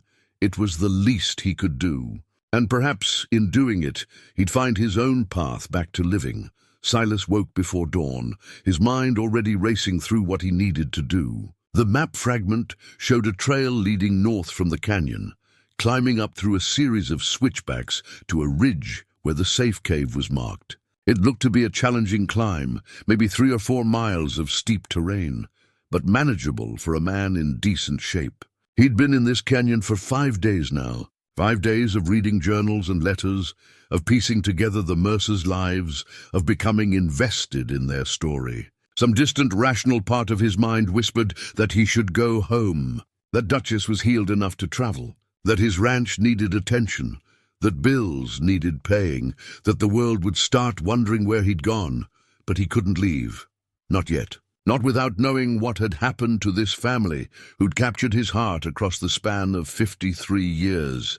He made careful preparations, filled his canteen with fresh water, packed jerky and some of the wild berries he'd found growing near the pool, made sure he had matches, his knife, basic first aid supplies. Most importantly, he had Clara's compass and the map Sarah had drawn. Before leaving, he spent time with Duchess, checking her leg one more time, making sure she had water and access to the good grass growing near the cave entrance. "I'll be back before dark," he told her, running his hand down her face. "You stay here and rest that leg." "We're not quite done here yet." The mare nickered softly and bumped his hand with her nose. She seemed content, no longer in pain, healing well. In a way, their forced stay in this canyon had been good for both of them. Duchess had gotten the rest she needed. And Silas had found something he didn't know he'd been looking for. The trail north began just beyond the wooden gate. Sarah's map showed it starting near a distinctive split juniper tree, and Silas found the tree easily, its trunk divided into a perfect V about 4 feet off the ground. Someone, Joshua probably, had cut a small mark into the bark, an arrow pointing up the slope. A trail marker subtle enough to miss if you weren't looking for it. Silas began to climb. The path was faint, overgrown with decades of neglect, but still discernible if you knew where to look. Joshua had chosen the route well, using natural features to minimize the difficulty. It followed a shallow drainage for the first half mile, then cut across the slope at an angle, zigzagging back and forth to reduce the grade.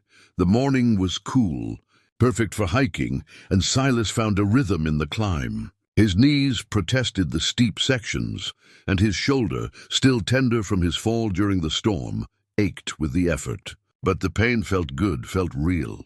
He was doing something, working toward something. That was more than he could say about the last 3 years of his life. As he climbed higher, the canyon falling away below him, Silas let his thoughts wander. He'd been asking himself why this mattered so much. Why he cared so deeply about the fate of people he'd never met, a family that had disappeared before he was born. Part of it, he knew, was simple human curiosity. A mystery begged to be solved. But it was more than that. Something about the Mercer's story had reached into his chest and grabbed hold of something he thought had died with Clara. They'd been hiding too. Just like him. They'd withdrawn from the world, built walls around themselves, chosen isolation over the risk of connection. But their isolation had been forced upon them. They'd made the best of it, yes, had created something beautiful in this canyon, but they'd longed to return to their community, had written letters they couldn't send, had kept journals documenting their exile, had never stopped hoping for vindication. Silas had chosen his isolation, had actively pushed people away, had let his grief become a fortress that kept out not just pain, but also possibility. The Mercers would have given anything to be able to walk back into their community, to reclaim their lives. He had that option every single day and refused it. He paused about halfway up the ridge, breathing hard, and looked back at the canyon spread below him. From this height he could see the whole thing, the waterfall, the pool, the homestead tucked against the western wall, the cave where Duchess rested. It was beautiful, a perfect sanctuary. But it was also a prison in its way. A gilded cage for a family who deserved so much more. Clara's voice came to him then, as clear as if she were standing beside him. A memory from those last weeks in the hospital, when they both knew the end was near. She'd taken his hand, her grip weak but determined, and made him look at her. "Promise me something," she'd said, her voice raspy from the oxygen tube. "Promise me you won't shut down when I'm gone." Clara, he'd started, but she'd squeezed his hand with surprising strength. "No, listen. I know you. I know you'll want to pull back to hide in your grief. But that's not living, Silas. That's just waiting to die." Her eyes had been fierce, burning with an intensity that belied her failing body. "You have to stay connected. To people, to community, to life. Promise me," he'd promised. Promised through tears, promised with every intention of keeping his word. But then she died, and the weight of his grief had been so overwhelming that all he'd wanted was to be left alone. To not have to pretend he was okay. To not have to see the pity in people's eyes, or hear the platitudes about time healing all wounds. So he'd broken his promise, had retreated to the ranch and stayed there, had let his friends drift away, had stopped returning phone calls, had turned down invitations until people stopped inviting him. He'd told himself it was what he needed. That grief required solitude, but the truth was, he'd been hiding, just like the Mercers, except his exile was self-imposed. And unlike them, he had no good reason for it. No false charges, no threat to his life, just fear. Fear of facing the world without Clara beside him. Fear of moving forward when moving forward felt like leaving her behind. The Mercers had shown him the difference. They'd been forced into hiding, but had never stopped wanting to return. Had never given up hope of reclaiming their lives. They'd built something in exile, yes, but always with an eye towards someday being free to leave. Silas had built nothing, had just marked time, day after day, month after month, year after year. He'd maintained the ranch because routine demanded it, but he hadn't lived. Not really. He'd been surviving, and poorly at that. What would Clara think if she could see him now? Would she be disappointed in how thoroughly he'd broken his promise? Or would she understand? Would she forgive him the way she'd always forgiven his failings? He wanted to believe she'd understand, but he also knew, with the certainty that comes from 28 years of marriage, what she'd want him to do now. She'd want him to keep climbing, to find the answers he was seeking, and then to go home and start actually living again. The thought was terrifying. After 3 years of isolation, the prospect of rejoining his community felt like standing at the edge of a cliff. But maybe that's what it took. Maybe you had to find yourself at the edge, with nowhere left to hide, before you could choose to step forward. Silas resumed climbing. The trail grew steeper, more challenging. Loose rocks shifted under his boots, and he had to use his hands in places, grabbing onto roots and rock projections to pull himself up. Sweat soaked his shirt, despite the cool morning air. His legs burned with effort, but he kept going, higher and higher, following Sarah's careful map, watching for the landmarks she'd noted. A lightning-struck pine, an outcrop shaped like a bear's head, a spring trickling down through moss-covered rocks. The ridgetop, when he finally reached it, was a narrow spine of rock running north-south along the canyon's eastern wall. The view was spectacular, miles of empty desert stretching in all directions, broken only by the occasional ridge or valley. From here, you could see why the Mercers had never been found. This country was vast and unforgiving. 100 canyons could hide families, and no one would ever know. Sarah's map indicated the safe cave was about a quarter-mile north along the ridge, in an area where the rock face was broken and fissured. Silas walked carefully, mindful of loose stones and sudden drop-offs. The wind was stronger up here, cold and steady, carrying the scent of sage and stone. He almost missed the cave entrance. It was hidden behind a jumble of boulders, visible only from a specific angle. But there, just as Sarah had drawn it, was the opening, low and narrow, barely big enough for an adult to squeeze through. But something else caught his attention. The ground in front of the entrance was disturbed, the earth darker than the surrounding rock. And nearby, a section of the hillside showed clear signs of an old rockfall. Boulders that didn't quite match the surrounding geology, piled in a way that suggested they'd come from above, tumbling down the slope. Silas's heart began to beat faster.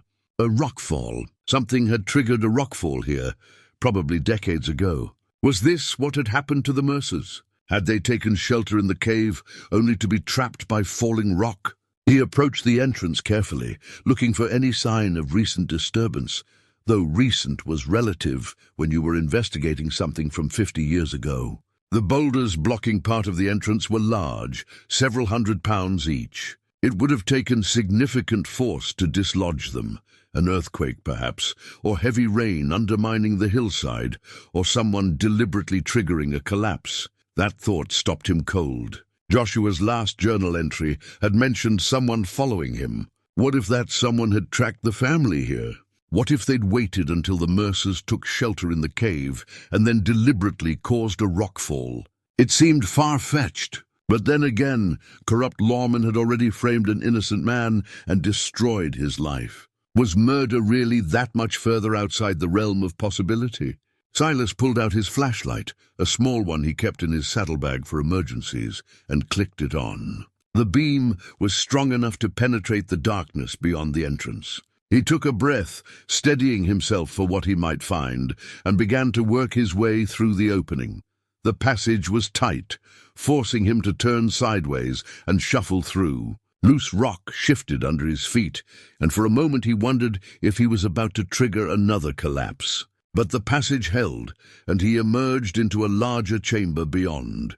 His flashlight beams swept across the space, revealing a natural cave perhaps 15 feet across and 8 feet high. And there, against the far wall, arranged in a careful line, were 4 objects that made his breath catch in his throat. 4 bedrolls, old moth-eaten but still recognizable. 4 places where the Mercer family had intended to sleep, to wait out whatever danger pursued them, but the bedrolls were empty, undisturbed. If the family had made it here, they hadn't stayed long. And if they'd been trapped by the rockfall, their remains would be here. Silas moved deeper into the cave, his flashlight searching every shadow. There had to be something else, some clue about what had happened next. And then he saw it, a narrow passage at the back of the cave, easily missed in the darkness. A natural tunnel leading deeper into the mountain. This wasn't a dead end. This was an escape route. The Mercers had thought of everything. They'd prepared for the possibility of being trapped, had found a cave with not just shelter, but a way through to the other side. Joshua hadn't been a man who left things to chance. Silas approached the tunnel entrance, his excitement building. If he followed this passage through, if he found where it emerged on the other side, he might finally discover what had happened to the family. The answer was close. He could feel it. After days of searching, after reading their journals and letters, after coming to know them so intimately, he was finally approaching the end of their story, and his own story, he realized, was somehow tied up in theirs. Whatever he found on the other side of this mountain, whatever the Mercers' ultimate fate, would tell him something about his own choices, his own exile, his own path forward. He checked his watch. Still plenty of daylight left. Duchess was safe in the canyon below. He had water and supplies. There was no reason not to continue. Silas took a breath, aimed his flashlight into the darkness, and stepped into the tunnel. The tunnel was narrow, forcing Silas to crouch as he moved forward. His flashlight beam revealed rough stone walls, worn smooth in places by ancient water flow. This passage had been carved by nature over millennia, a secret route through the heart of the mountain that the Mercers had somehow discovered. He moved slowly, testing each step before committing his weight. The floor was uneven, sloping downward at first, then leveling out. In places, he had to turn sideways to squeeze through tight spots. The air was cool and smelled of stone and earth, utterly still, without even the whisper of wind that had been constant on the ridge. His knee bumped against something, and he stopped, angling his light downward. There, half buried in dust and small rocks, was a tin cup, old dented but unmistakably the kind of vessel someone would carry for drinking. Silas picked it up carefully, turning it in his hands. No markings, nothing to identify it specifically as belonging to the Mercers. But the timing felt right. The location felt right. They'd come through here. He was certain of it now. He continued forward, his excitement building despite the claustrophobic confines of the tunnel. Every few yards he found more evidence. A scrap of fabric caught on a sharp projection of rock, faded blue, possibly from a child's dress. A length of rope, ancient and frayed, tied to a stone protrusion, as if someone had used it for support or guidance in the darkness. The passage widened slightly, and Silas could stand upright again. His back appreciated the relief. How long was this tunnel? Zara's map hadn't shown scale, just the basic route. He could be 10 yards from the exit or 100. No way to know, except to keep going. Then his flashlight caught something that made his heart skip. There, on a flat rock that served as a natural shelf, sat 3 items arranged in a deliberate line. A water skin, leather cracked with age, but still holding its shape. A small leather pouch, similar to the one he'd found in the cabin, and a blanket, folded neatly despite decades of dust. This had been a rest stop, a place where the family had paused during their escape, had organized their supplies, had taken a moment to gather themselves before continuing. Silas opened the pouch, careful with the brittle leather.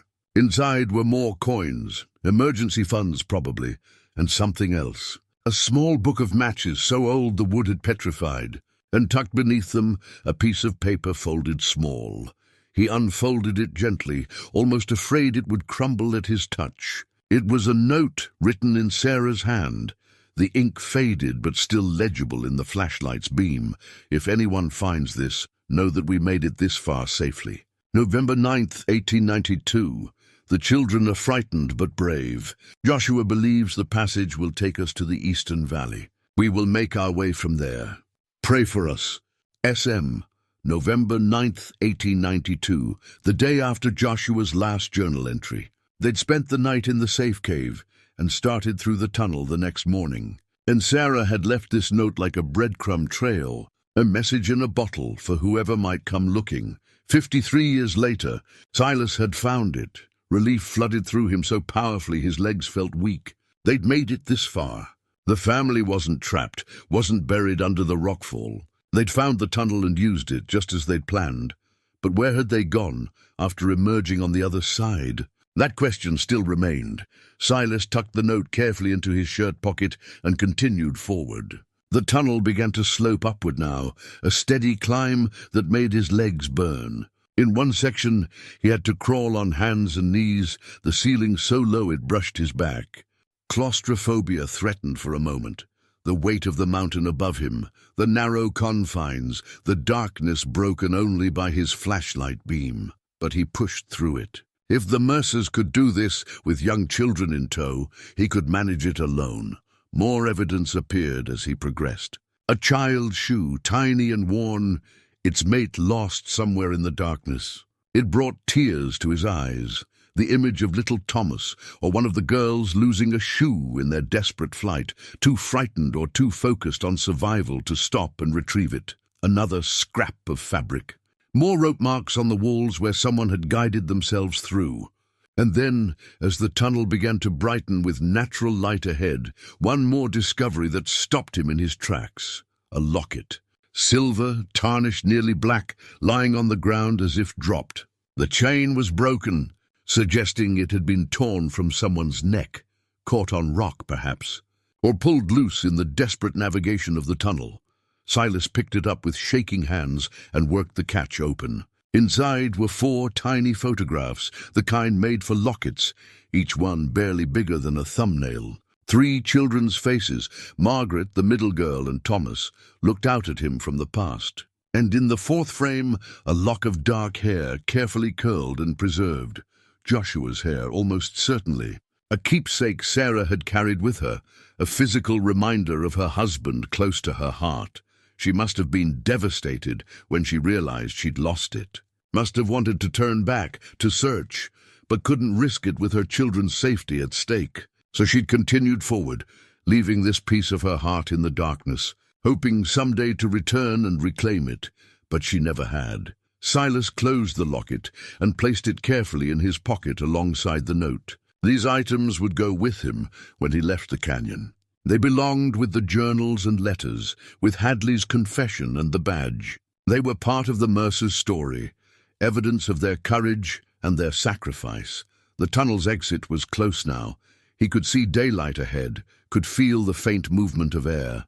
A dozen more yards, and he'd emerge on the other side of the mountain, would see where the Mercers had gone after their escape.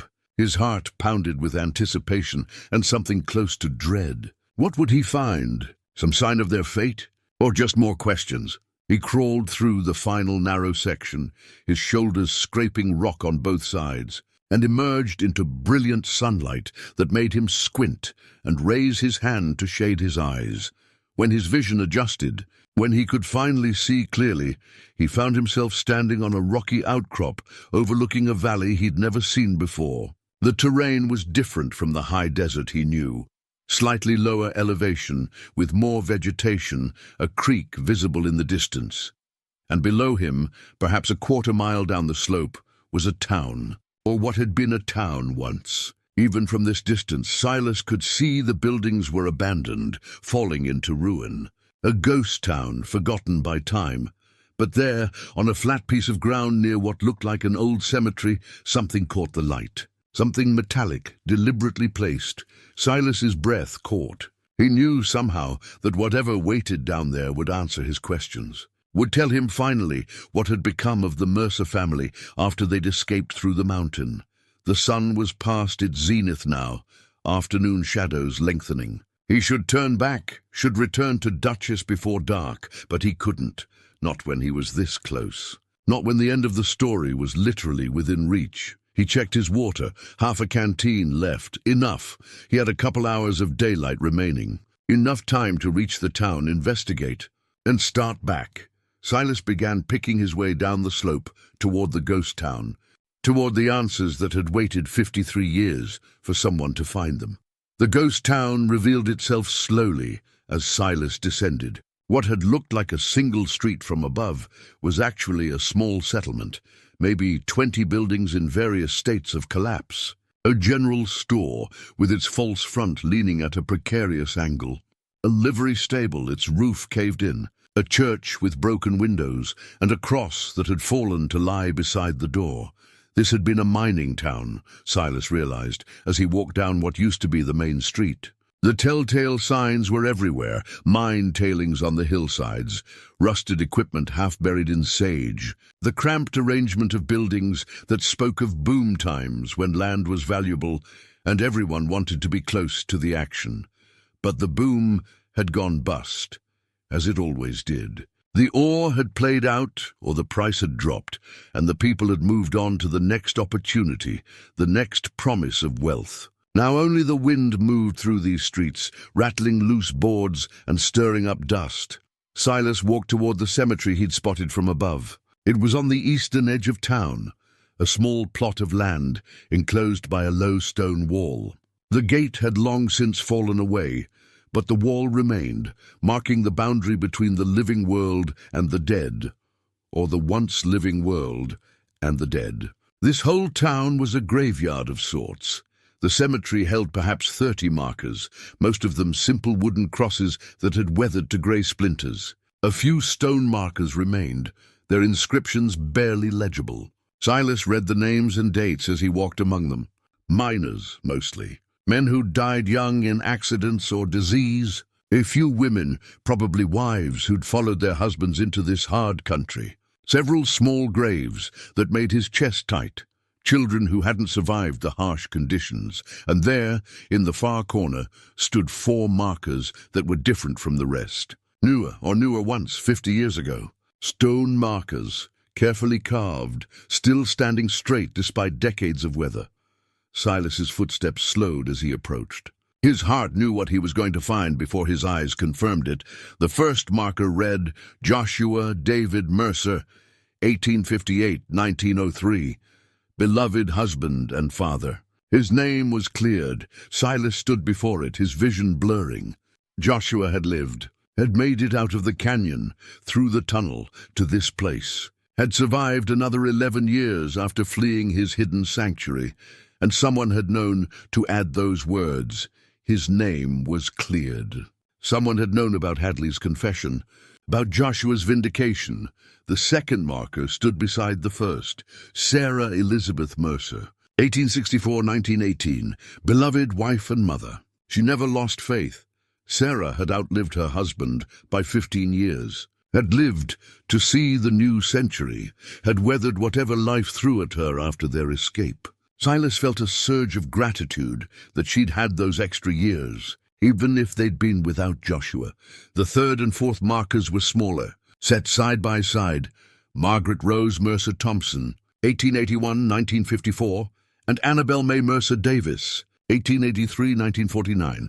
Silas read those names twice, his mind working through the implications. The girls had lived, had grown up, gotten married, taken their husbands' names, had lived long lives. Margaret to age 73, Annabel to 66. Annabel, the name Margaret had given her doll. Sarah had written about it in her letters. And here was a second daughter by that name, perhaps born later after they'd settled here. Or had Silas misread the family photograph?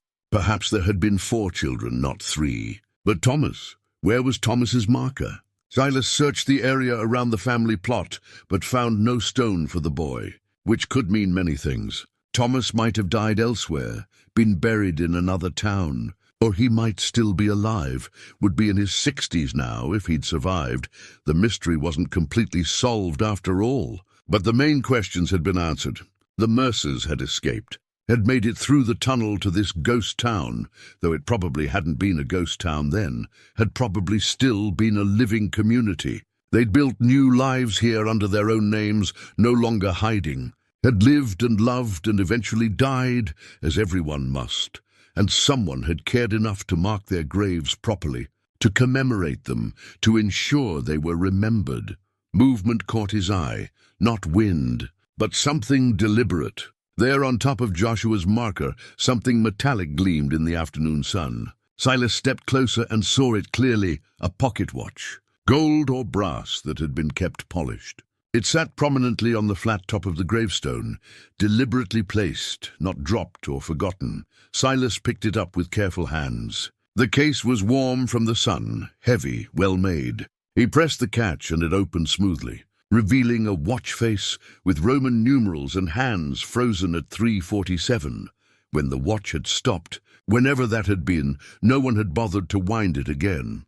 But inside the case, engraved in flowing script, were words that made Silas's throat close. To Joshua, my love eternal, SM, Sarah's gift to her husband, probably given on some anniversary or special occasion back before their world fell apart. And now it sat on his grave, a memorial, a marker of love that had endured through exile and hardship and loss. Silas turned the watch over in his hands and found more engraving on the back of the case. Fresher, added later, left here by his son. Thomas David Mercer, 1942. so others would know the story, Thomas. The boy had survived, had lived to middle age, long enough to return to this ghost town and place his father's watch on the grave as both memorial and message. Had wanted people to know the story, to understand what his family had endured, and Silas had found it. 53 years after the Mercers fled the canyon, 58 years after they first arrived there, 60-some years after Joshua was falsely accused, Silas Rourke, a grieving widower who'd stumbled into their hidden sanctuary by accident, had pieced together their story.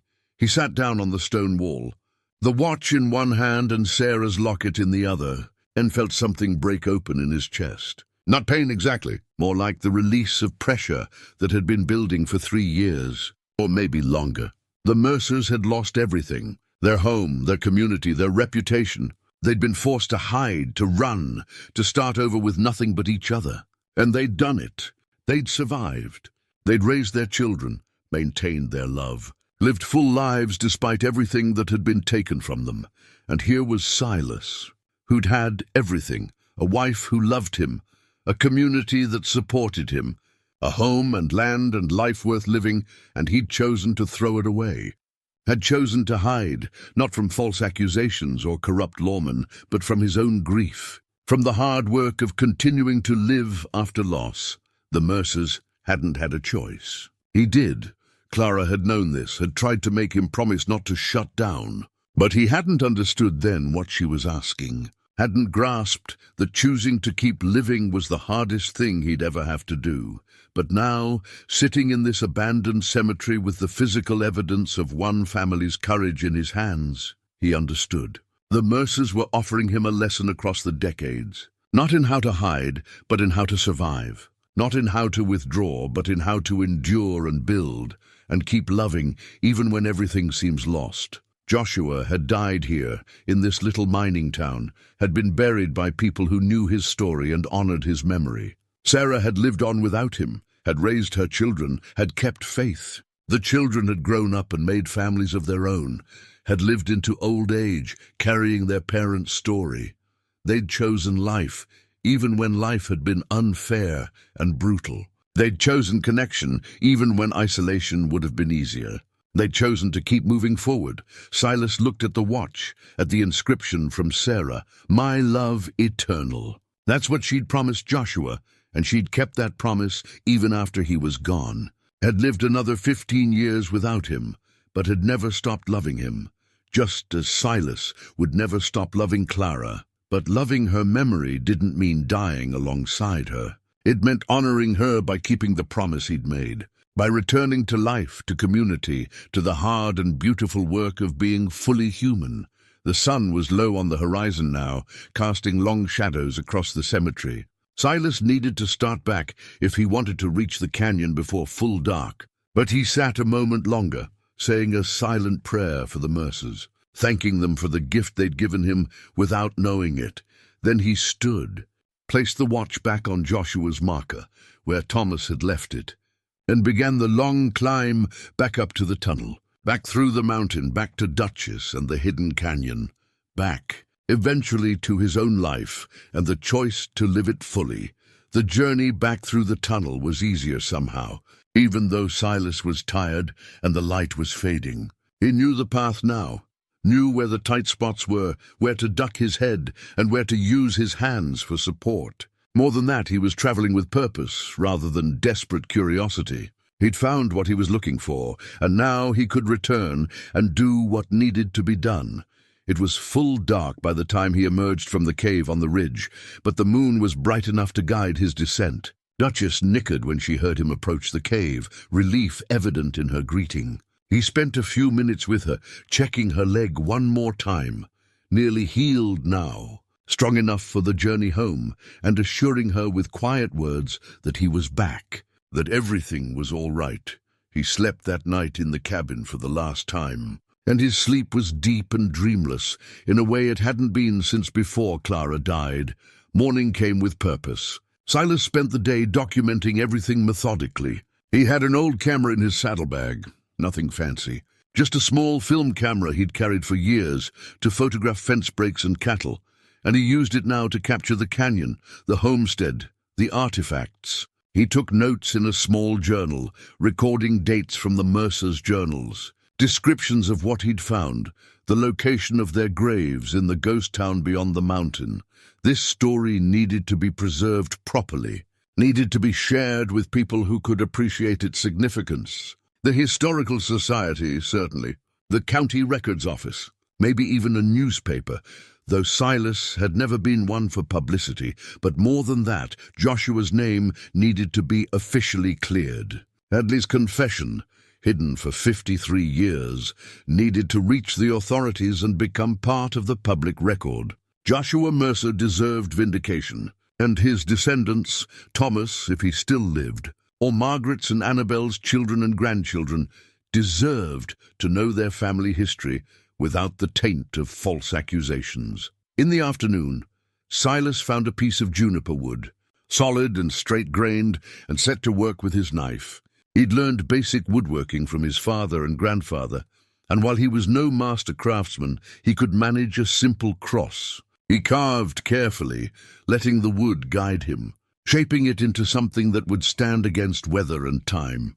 When the cross was finished, he used the tip of his knife to inscribe words into the crossbeam. The Mercer family found peace in this sacred place. 1889. He planted it in front of the homestead, tamping the earth firm around its base. It wasn't much, just a simple marker, but it felt right. The canyon had been the Mercers' refuge, their sanctuary, and even though they'd been forced to leave, it deserved to be remembered as the place where they'd been safe, where they'd been together, where they'd built something beautiful despite their fear. Silas gathered the artifacts with care. The journals, both Joshua's and Sarah's letters, the family photograph in its wooden frame, the tin daguerreotype, the locket he'd found in the tunnel, the doll from the children's bed, which he wrapped carefully in oiled cloth, Hadley's confession and badge, the most important pieces of all. These would come with him, would be delivered to the right people, would tell the Mercer's story to anyone willing to listen. He took one last walk through the canyon as the afternoon sun painted everything gold. The waterfalls still sang their eternal song. The pool reflected the sky like a mirror. The grass grew green and lush, impossible in this desert country, preserved by the canyon's unique microclimate and protected isolation. It was beautiful. It would remain beautiful long after Silas was gone, after everyone who'd known the Mercers was gone, after even the memory of them faded. But at least now someone knew. At least now their story wouldn't be completely lost. "Thank you," Silas said aloud to the empty homestead, to the ghost of Joshua and Sarah and their children. "Thank you for showing me what I needed to see." He saddled Duchess in the fading light, loaded his gear, secured the artifacts carefully in his saddlebag alongside the journals. The mare was restless, ready to move, her injured leg fully healed now. She'd saved his life by leading him here. Now she would carry him home. They left as the stars began to emerge, retracing the path they'd taken during the storm. But everything looked different now. The narrow arroyo was just a drainage, not a desperate shelter. The broken fence line was a task to be completed, not evidence of his failing. The empty hills were familiar country, not a prison. 3 days later, Silas rode into Cottonwood Springs with his saddlebag full of history. He went first to the county records office, then to the Historical Society, then, when they suggested it, to the newspaper. The story spread quickly. People were fascinated by the hidden canyon, by the family who'd lived there in secret, by the false accusations and eventual vindication that had come too late for Joshua to know about. Martha at the diner insisted on hearing the whole story over coffee. Tom Bigay stopped by the ranch to ask questions, then invited Silas to that poker game he'd mentioned weeks ago. Sarah Chen called to say her daughter would love to interview him about the discovery for a school project. Silas found himself saying yes, found himself accepting invitations, engaging in conversations, reconnecting with the community he'd withdrawn from. It wasn't easy. Grief still ambushed him at unexpected moments, and there were days when he wanted nothing more than to hide in his house and avoid the world. But he kept the promise he'd made to Clara, kept the lesson he'd learned from the Mercers. He chose to live, even when living was hard. Chose connection, even when isolation felt safer. 6 weeks after returning from the canyon, official word came that Joshua Mercer's name had been formally cleared from all territorial records. The Historical Society was planning an exhibit about the family. A genealogist had tracked down 3 living grandchildren of Margaret and Annabel, elderly themselves now, who were grateful beyond words to learn their grandfather's true story. Silas attended the opening of the exhibit, stood beside enlarged photographs of the journals and artifacts, answered questions from visitors who wanted to know more. And when it was over, when he drove back to the ranch in the gathering dusk, he felt something he hadn't felt in 3 years: peace. He sat on his porch that evening with a cup of coffee, watching the sunset paint the hills in shades of copper and gold. Duchess grazed peacefully in the corral, healthy and strong. Inside the house, Clara's photograph sat on the mantel where it had always been. Silas took out his compass, her compass, and opened it. The needle swung and settled, pointing steadily north. "So you'll always find your way back to me," she'd said. "I got lost for a while," he said quietly, talking to her the way he used to, the way he'd stopped doing after she died. "But I found my way. An injured horse and a hidden canyon, and a family I never met. They showed me how to find my way back. Back to living. Back to the world. Back to keeping the promise I made to you." The sun touched the horizon, spreading gold across the desert. Duchess raised her head and looked toward the house, and Silas felt not alone, not empty, just a man who'd loved deeply and lost terribly and somehow found his way through to the other side. He'd carry Clara with him always, just as he'd carry the Mercer's story. But carrying their memory didn't mean stopping. It meant moving forward, honoring them by living fully, by staying connected, by choosing every day to be part of the world rather than apart from it. Sometimes, Silas thought as the stars began to emerge overhead, you have to get lost in the wilderness to find your way home. Sometimes you have to follow an injured horse down an impossible path to discover what you've been searching for all along. Not answers exactly, not solutions or cures for grief, but something simpler and more profound. The courage to keep living, the strength to stay connected, the wisdom to know that loving someone doesn't end when they die, it just changes form, becomes something you carry forward into whatever days remain. The canyon was out there still, hidden and sacred, keeping its secrets. The Mercers were out there too, sleeping in their graves in a ghost town that would itself soon return to dust. But their story lived on. Their courage, their love, their refusal to surrender to despair, all of it lived on in Silas's telling, in the historical record, in the hearts of those who heard and understood. And Silas Rourke, 58 years old and finally ready to rejoin the world, sat on his porch with Clara's compass in his hand and made a promise to himself. To her, to the Mercers, to everyone who'd ever lost someone they loved and had to find a way to keep going, he would live. Fully, completely, with all the joy and pain that entailed. Because that's what they would have wanted. That's what love required, not forgetting. Never forgetting, but living anyway, despite everything, because of everything, with a grateful heart and open hands, and the courage to face whatever came next. The stars wheeled overhead. The desert breathed around him, and for the first time in 3 years, Silas Rourke felt truly at home.